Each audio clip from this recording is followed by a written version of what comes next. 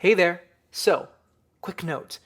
I left my air conditioning on in this episode, so you're going to hear me go from sounding really clear, like right now, to me talking with a muffled sound in the background. I apologize for this, but I promise that the content of this episode, what we talk about, is really, really great, and I was really excited to talk about it.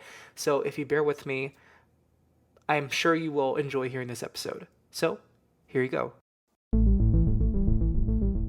I'm your host, Juan Francisco, and I'm a spiritual intuitive who practices tarot card reading and mediumship. I've always been super curious about the supernatural and paranormal, and I'm here to share my stories and interview folks who want to share their own stories. Let's get to it. It has been a while since I posted an episode. I think it's been 2 weeks. Yeah, 2 weeks, 2 Mondays. But it feels like much longer. I was away in Peru, as some of you might have seen in my Instagram account, through my stories on Instagram. I was there visiting my grandmother.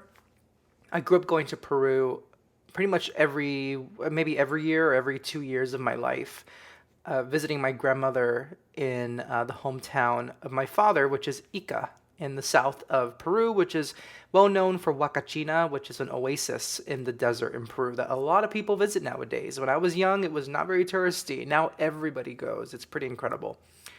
And so here I am with a new episode, and I want to talk about spiritual fulfillment and how you don't really have to escape planet Earth to gain spiritual fulfillment. When I first started delving into mediumship and tarot card reading, but especially mediumship, I thought that in order to do a good job with mediumship and to be effective, I would need to get out of my own body, so to speak, or just like be, be very like live esoterically, live beyond the human body, live beyond my humanity, escape my humanness to connect to spirit. And as I've talked about in this podcast before, that's not quite how it goes. Mediumship has caused me to really take a good look at my shadow side, so to speak. The side of me that maybe isn't very perfect, that has some hangups, that has some insecurities. And did it fix me? No. Delving into mediumship didn't fix my insecurities or my hangups. They're still there. But they definitely make them seem, mediumship definitely makes those things seem pronounced for me. Because in mediumship, you're getting real with yourself and with the spirit world and with the sitter. That's for me what good mediumship, how it's supposed to go. And so through mediumship and my development through mediumship, I have learned that mediumship is not an escape from the human world to contact the spirit world. It is a bridge between the human world and the spirit world, which is a very different thing. So when I was in Peru, I had a very, very wonderful experience. And I'm going to say I had a very spiritual experience in Peru. And I did not step into I did go to one church, but I did not have a single spiritual aha moment or eureka moment, revelation. I didn't see, maybe I saw one sign somewhere, but what I'm trying to say is the usual things happened in my life on this Peru trip to see my grandmother and family and relatives. Went out to eat, saw those relatives, slept, enjoyed vacation, enjoyed being with my grandmother. I took her to church with my father and my aunt. Pretty much normal things, quote unquote, normal things. Things that are not out of the ordinary. And yet I had this spiritual experience being over there. I spent time with my grandmother, who is 91 years old. And I spent time with my cousin and his family, including his children. And I just I was allowing myself to get really rooted in that side of me, which is the relatives, the family, and a bit of ancestry, just being open to whatever interaction was going to come my way in Peru. Growing up, I felt a little uncomfortable visiting Peru because growing up, the culture of the family over there and our own culture over here was so, so different. And my father is, he was born in Peru. My mother is was born in the United States, and my brother and I were born in the United States. So there was this culture clash sometimes between like what's normal to do, um, like whether it's drinking culture or mannerisms, uh, implied cultural norms. You know what I mean, I think.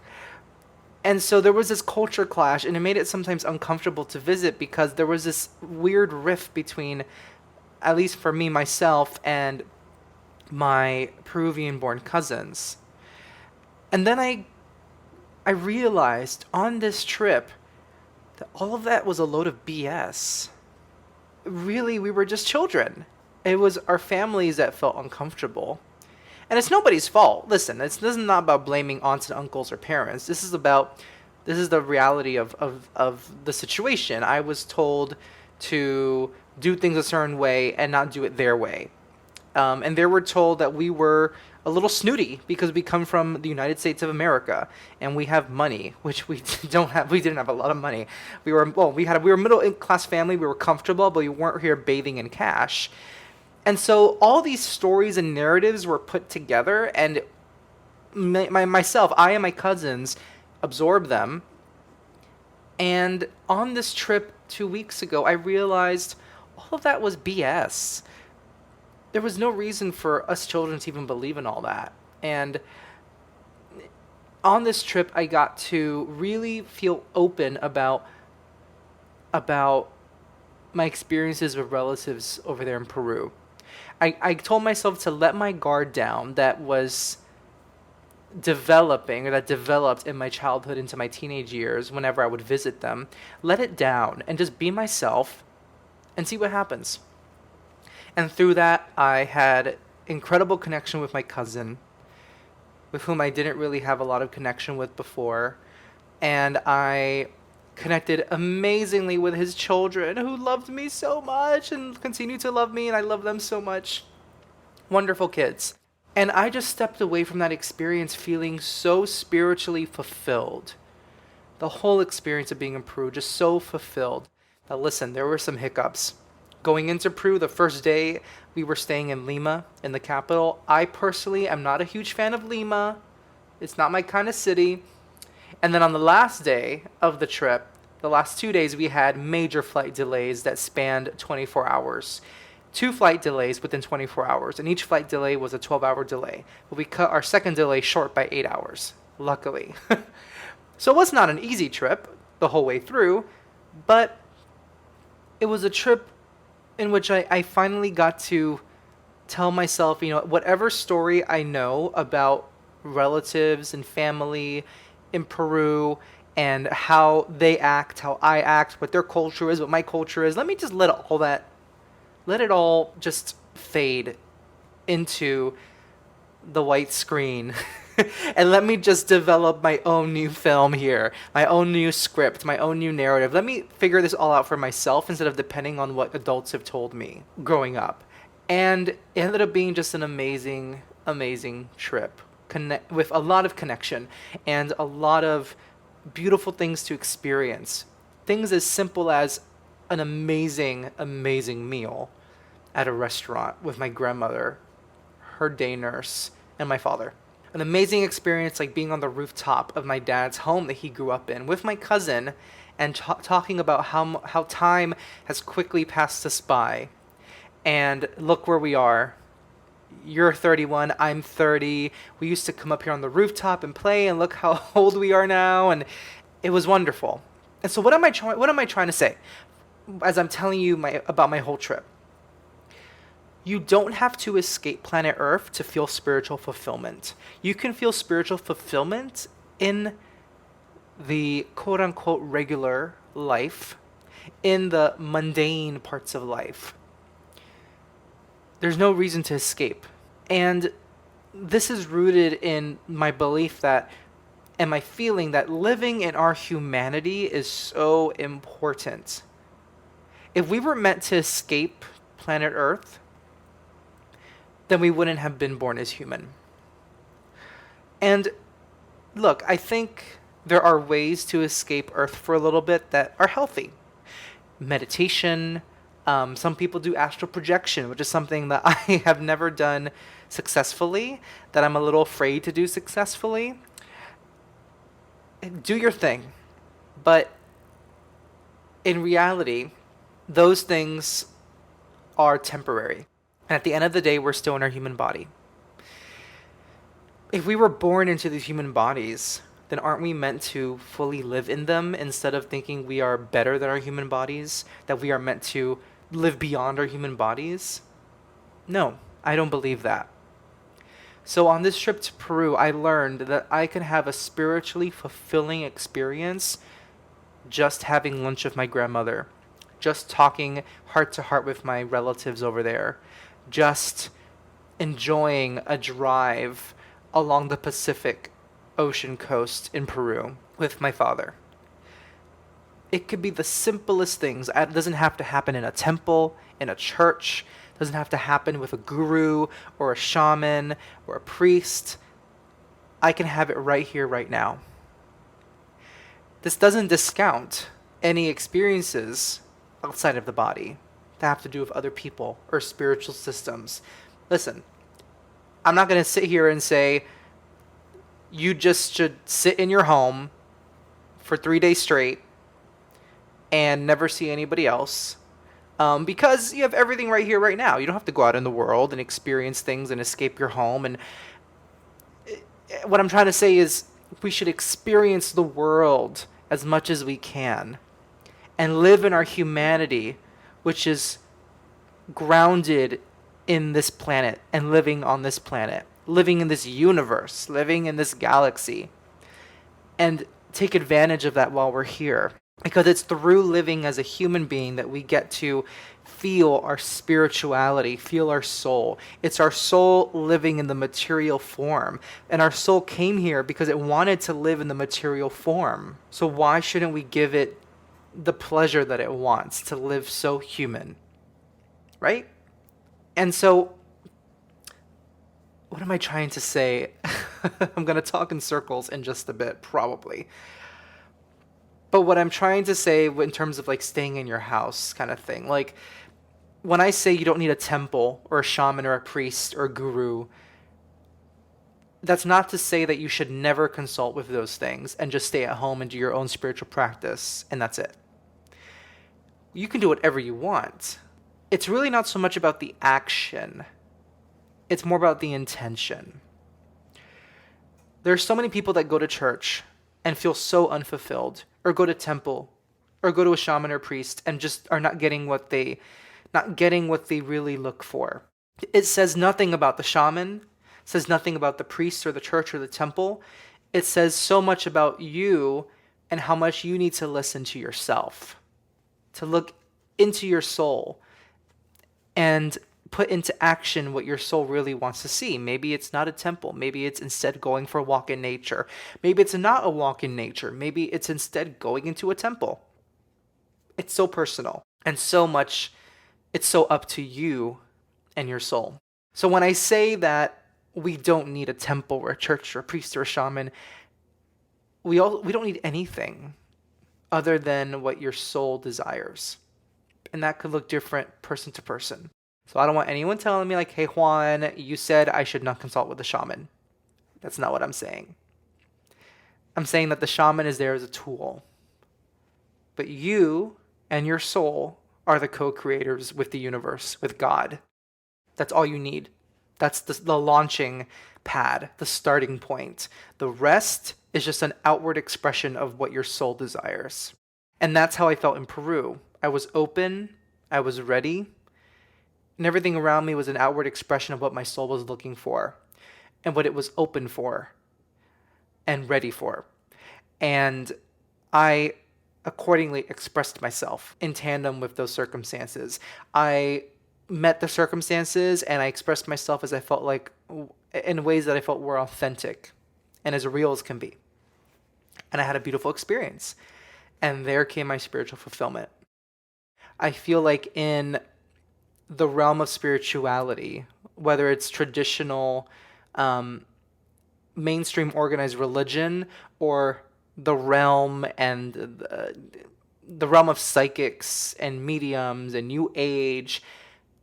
There are quite a bit of people who feel like we need to escape what is in order to feel fully connected to God and to the universe and spirituality.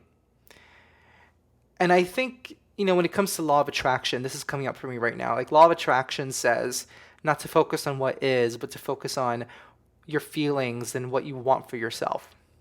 And I think there's validity to that. And at the same time, there's a lot of opportunity in living in the present as you are exploring what you want for your future. It's like enjoying the journey. It's enjoying the journey as you head to your destination.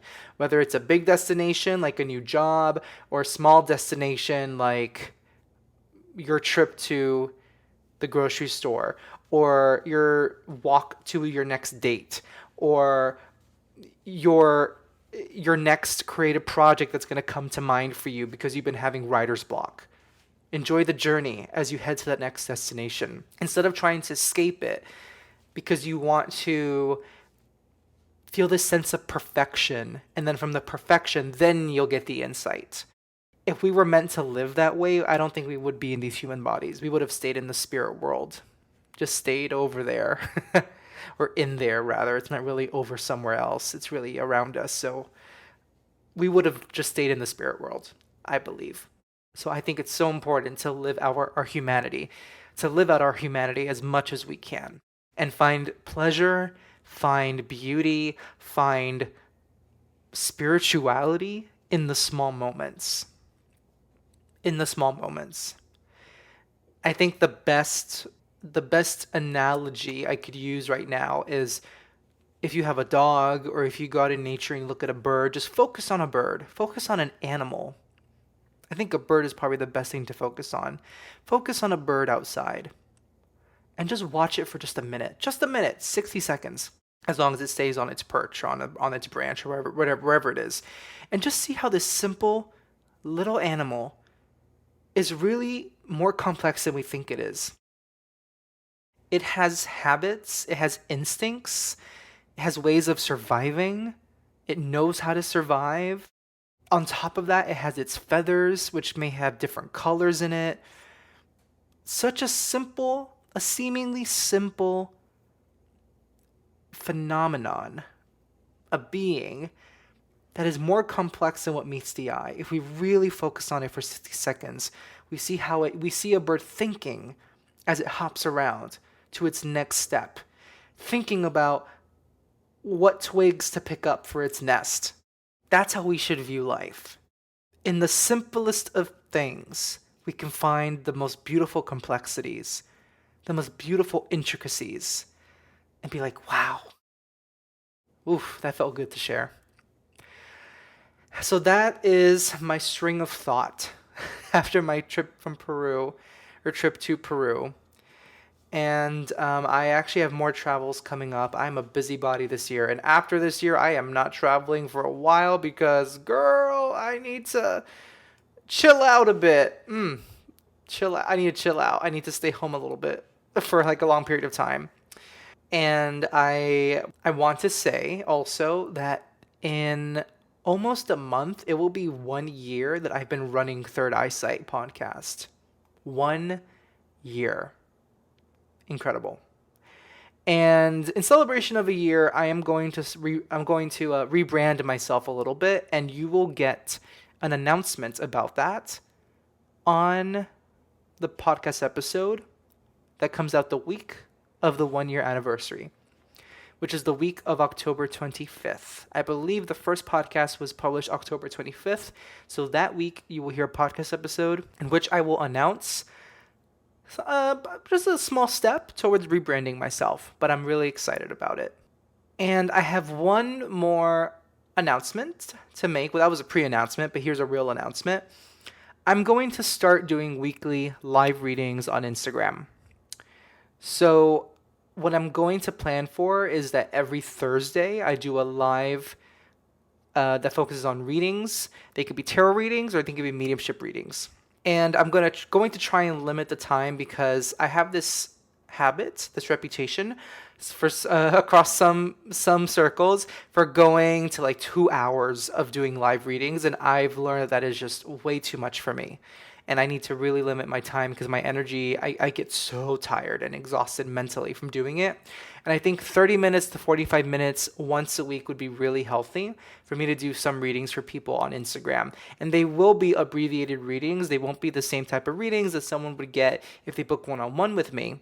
But there will be readings that could give a dose of a message for somebody, or I can bring one person in from the spirit world. Someone can tell me who they want to connect with, and I go ahead and do it.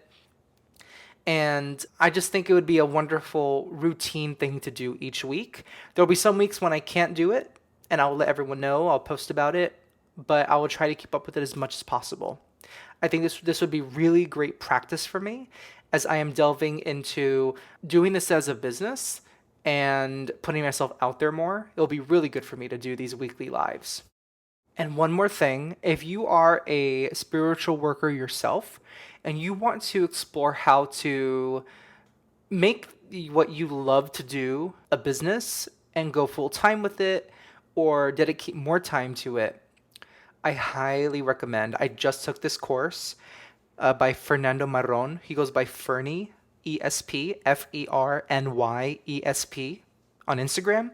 And he has a business course called Going Full Time with Your Business Workshop. And it is a wonderful, wonderful course. It's about 4 to 6 hours. It's on Vimeo. And it is an excellent course on how to run a legitimate and legal business and how to conduct your readings in a way that serves you and your energy, but also serves the sitter. So go to fernandomarron.com, FERNANDOMARRON.com, and scroll down just a little bit on his page, about halfway through, and you'll see Going Full Time with Your Business Workshop. It is a wonderful, wonderful course, and I highly recommend it. I'll be posting about it soon on my Instagram as well. You can also go to his own Instagram, Ferny, FERNYESP. Thank you so much for listening in as always, and I hope you have a wonderful, wonderful start to your week.